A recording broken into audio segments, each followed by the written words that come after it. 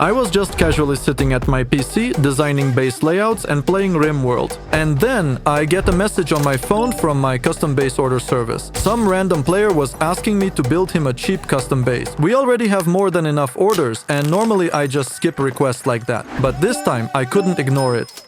Dear Hidden Joint, I don't have a lot of money to order a custom base from you, but could you build a small Sologio base for me? Hey, what kind of base do you want?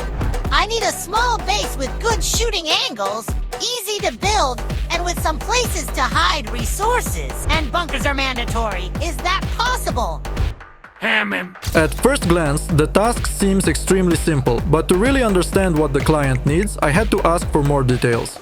What kind of bunkers do you usually use? I used to run kill bunkers, but after they were fixed, transferring loot through the wall became way too time-consuming. If you can come up with something simple, that would be awesome. And to be fair, the developers really did fix the beloved kill bunker about a year ago. These days, transferring loot through walls is basically only possible via pre-placed boxes or drop boxes, unless you count a few other exploits that still work pretty well, and those are exactly what I'm planning to use. I can make 4 kill bunkers. Would that work for you? Just please don't use drop boxes. Possible, add an oil refinery and make sure there's plenty of storage and a small farm as well. How much would it cost? Not a small amount. Dude, don't mess with my brain. I'm asking how much? He'll build this base for you for free, but he'll turn it into a YouTube video. Deal? Thank you. I can't wait to see the result. So, what do we have in the end? The client needs a 2x1 starter base for a 2-man team. We agreed on 4 bunkers placed in different parts of the base, plus stashes to hide resources overnight. On top of that, I also need to somehow fit in a small farm and an oil refinery. Not the easiest task, but definitely not the hardest either. So I'm heading off to build, and I'll show you the final result once it's done. For you, this all took about 5 seconds, but my team and I spent almost 3 days building this base. And now I'm finally ready to show you what we ended up with. Let me remind you of the main requirements from the client. He wanted a small solo duo 2x1 base with 4 kill bunkers without drop boxes, an oil refinery inside the base, a mini farm, and at least a few places to hide resources before logging off. Whether I pulled it off or not is up to you. Now I'll show you everything. For better usability, I decided to add 2 entrances from 2 different sides. That way, random nakeds with double barrels have way fewer chances to camp your door successfully. Right here, you also have a combat spawn. It's extremely cheap, but very effective, especially during an online raid. The climb to the 2nd floor is done using furnaces, and these large boxes can be used to dump all your junk loot. By the way, the turrets here fully control both base entrances, and as a reminder, there are 2 of them, and they're completely identical. And honestly, if you think about it, the base turned out really spacious. You want to leave through one entrance? You do that. Want to use the other one? No problem. I don't know. I personally really like how everything came together here. On this floor alone, you can fit up to 18 large boxes, and every single window frame on this level works as early game shooting positions. That means the owner can comfortably defend the base even before it's fully built. And remember, the client wanted an oil refinery. Well, it's inside the base, so that box is checked. Moving further, in this spot there are 4 more large boxes, and underneath them there's a turret hidden behind a garage door. That means if you hear someone running around your base, you can just open the garage doors and let the turrets do all the dirty work for you.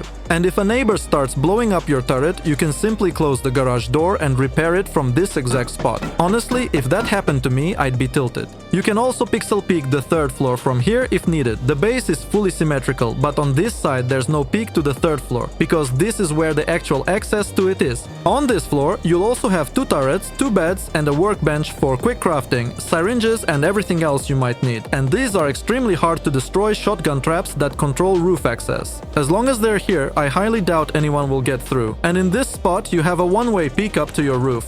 At the same time, from the outside you won't be visible at all, and I remember the client also asked for hidden stashes, right? Well, there's one stash on this side, and there's another identical stash on the opposite side. And if you're thinking you can just reach the main TC and then simply remove these embrasures, I'll show in the guide how to build a very simple multi-TC setup, which also has to be raided before that's even possible. The client also wanted a mini farm. And yes, it's so mini that only one planter box fits in there, but that doesn't change the fact that I basically just used buffer space, and as you can see, TC, planting and harvesting crops works perfectly fine. So I'd say I also completed the mini farm requirement. I tried to make the roof as cheap as possible in terms of resources while still adding some interesting peaks and angles. Just look at this. I even managed to fit an anti-heli turret up here, and in my opinion it has really good vision. And of course, what kind of roof would it be without a proper combat spawn? Here you can respawn and immediately start defending your base. And on the opposite side you'll have the exact same setup. And now I have a little riddle for you. Why do you think I was carrying a bear trap with me throughout the entire base tour? To place it here and step on it like a victim of discounts? Maybe, but the real purpose is a bit more practical. If you get knocked and try to crouch your way onto a square roof, then get killed. Your leg, and sometimes even half your body, will remain stuck inside the texture. And there are plenty of ways to use that. You can use it as a bunker, like I'm showing right now, or you can even pull resources out of bases you've dipped into when someone has sealed you inside. There are lots of applications. I've only shown you one so far. In total, I added 2 of these bunkers on the roof from 2 different sides, so they can't be splash destroyed. And if someone in the comments already started typing that these bunkers will fall to a single MLRS strike, feel free to jump onto my build server right now and test it yourself. They definitely won't break from just one launch. Now let me show you the first floor. To get there, you first need to open the bunker. This uses a very simple spiral stair bunker. From here, through the airlock, I enter the starter core of this base. And as you can see, it's a 2x1. That means I also met the client's requirement that the base must be a 2x1. And I think you already noticed that there's no main TC here. It's been moved to a different location, which I'll show in a moment. To close the bunker, you place a triangle ceiling through the wall and then put a spiral staircase on top of it. You can upgrade it to any material, but metal is the best option. To show where the main TC is located, I'll need a helper. If you don't have one, you can just kill yourself in this spot. After that, you need to craft a few building plans and then throw the building plan onto your own body. If everything worked correctly, you can then place everything into that body, and you can store not just specific resources, but even an entire backpack. Next, you stand on the sleeping bag inside the bunker and locate the texture of your body. And then you can safely loot it. If you equip the backpack on the body beforehand, you can also transfer it into the bunker. This way you can move a huge amount of resources in a single run. This is exactly what I meant when I talked about kill bunkers with convenient loot transfer inside without using drop boxes. And on the opposite side, you have the same setup, except this one contains the main TC. And even though this base is shown on YouTube, just raiding these 2 bunkers alone will cost at least 30 rockets. And on top of that, the base itself turned out really fun to play in. Did you know that my Mirage base is one of my most popular bases of 2024? It has already pulled in over 200,000 views, and that's no joke. And because of all your requests, today I released an updated and improved version of Mirage on my Patreon. Super simple to build, tons of storage space, a hidden main TC, and a lot more, including secret bunkers that I obviously can't show here. And for just $7.50, you get access to this base plus all the other content I published there. That's already at least 46 private bases for every taste. The link to my Patreon is in the description. Subscribe now, you won't regret it. Even though this base looked big during the base tour, its actual foundation footprint is pretty small. You won't need to search long for a spot to place it. Just look how compact it really is. Nothing else will be added around it later. I'll be upgrading everything straight to the final version, but you can start by building everything out of stone. This spot is reserved for the oil refinery, so make sure you don't accidentally upgrade these foundations. Always place the main TC on the side where you won't have an exit from your starter core. That's important so we can later make a bunker in the early stages of the wipe. I'm showing the most default layout for a 2-player team. Notice how the TC is on this side, while the exit through the airlock is on the opposite side. Now let's check how all of this looks from a player's perspective. The classic 2x1 starter is basically an endangered species at this point, so you've probably forgotten what it looks like inside. Don't worry, I'll refresh your memory. And even if you want to add an extra door here, you can do that and create another airlock. Next, once you've gathered enough resources, we immediately make an exit to the second floor. Pay attention here. You need to place a triangle hatch frame, and inside it you place a furnace. The furnace is used to climb to the second floor. And the triangle hatch frame is needed for the future bunker that will be built here. And as soon as you place this single door, you can already consider the bunker finished. To close it, you first place a triangle twig ceiling in this spot. Then you move to the recently placed furnace and place a spiral staircase through the wall, upgrading it to any material. After that, you can safely log off or go get some sleep. And before we continue, I want to give a special thank you to everyone who watches, likes, and comments on my videos. I read absolutely all of your comments, and that's exactly where I get inspiration for my future builds. If you have any base design ideas, make sure to write them. Maybe that will be the theme of my next video. My videos come out without sponsor ads and without mid-roll YouTube ads, and if you ever feel like supporting me, you can become a channel member directly on YouTube. All members get priority replies to comments and access to 3 private bases that are already available to watch on YouTube right now. Thank you all for making this possible. Pay attention to the fact that I placed a sleeping bag inside the bunker, but I didn't bother putting boxes, extra bags, and all that inside yet. At this stage, you most likely won't need it, because you probably won't have that many resources to hide anyway. But later, when the need comes up, you can simply respawn on the sleeping bag and set everything up properly, when you have both the time and the motivation. On the opposite side, you'll have the same type of bunker, but here I'll show you the final layout that you can use. In this spot, you place a window frame and a double door. For climbing up, you can use furnaces, and if you're worried about them getting broken, you can use a twig roof instead.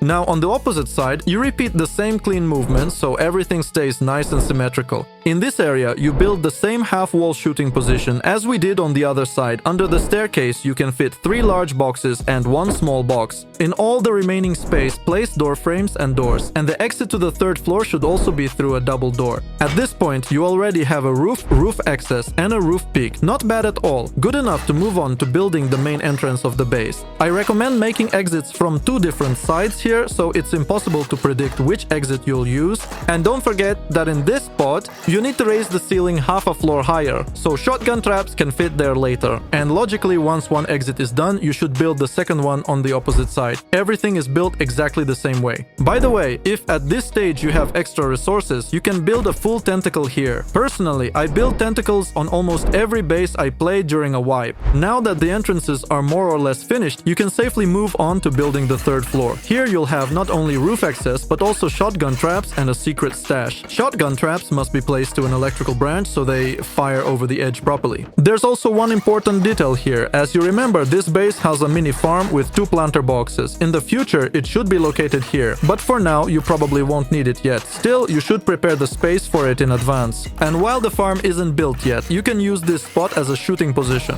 For roof access, I recommend using a regular single door, and now on the opposite side, you repeat the exact same steps. And if before jumping onto a live server, you want to practice building this base, or any other base you've chosen, you can use my Rust Room build construction server. It's free and available to everyone. But if you want the ability to spawn bots, skip the queue, launch MLRS, use the rocket launcher and more, then head over to my Patreon and get the VIP subscription. VIP status on the server is assigned automatically. This is huge support not only for me, but also for the server itself, which I'm building for you. Right above the turret, you'll have a small loot room with 2 large boxes, and to make everything look clean, you can add triangle roofs here. Keep in mind that the central buffer must be raised to a height of 2 floors. All the window frames that you previously used as early shooting positions should now be closed off with buffer walls. By the way, notice how I'm placing the garage doors with the skin facing outward. That's actually a mistake. Garage doors should always be placed with the skin facing inward, so it's easier to open and close them from inside the base. And the last thing left to do here is to finish this side. And basically that's it. Now we can move on.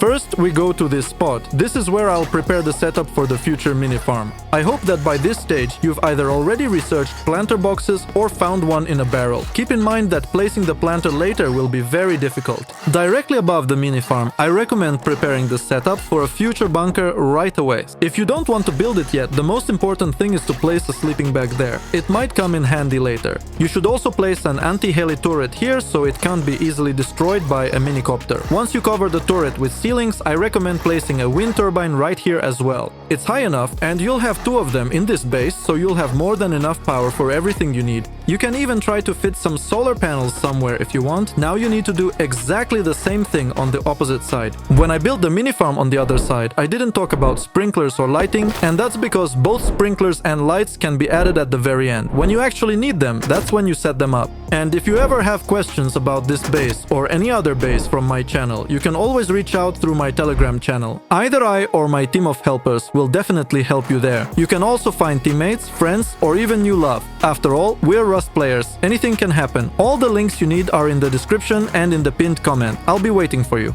And you might be wondering, why did I add these triangle hatch frames on both sides? They're there to make these shooting positions more closed and more protected. If you don't protect these window frames, raiders can break the embrasure and basically climb straight into your combat spawn. In my version, to get inside this combat spawn, they either have to blow up a stone element from the outside or destroy all the roof turrets first and then blow through a double door. That's exactly why I protected this combat spawn this way. Now we move to the opposite side and do the same thing there. If you're wondering when I'll show how to build the multi-TC setup, I'll do that a bit later, once I finish building the base itself. For now, the last thing left to build outside is the external combat spawn. Like I said during the base tour, it's an extremely simple and cheap combat spawn that does exactly what it needs to do. It doesn't need to do much. The most important thing is fitting boxes and a bed. That's basically it. The shooting angles here are good as well. Honestly, you don't need much more from this room. If you have the opportunity during the wipe, it's better to make these tentacles longer so you can hide more resources there and so on. And of course, you need to add the same thing on the opposite side. If you have DLC barrels, you can place them instead of small boxes. Now, let me show you how to build the cheapest possible multi-TC setup for this base. First, approach the base from any side you want. Then place a triangle foundation, and from it place square foundations extending away from the base. At the end, where you can already place a TC, add 3 triangle foundations and create the setup for the future TC there. This is the cheapest 7 rocket multi-TC. And before we finish, I want to give a special thank you to this young man. He's been supporting me for a very long time and in a big way.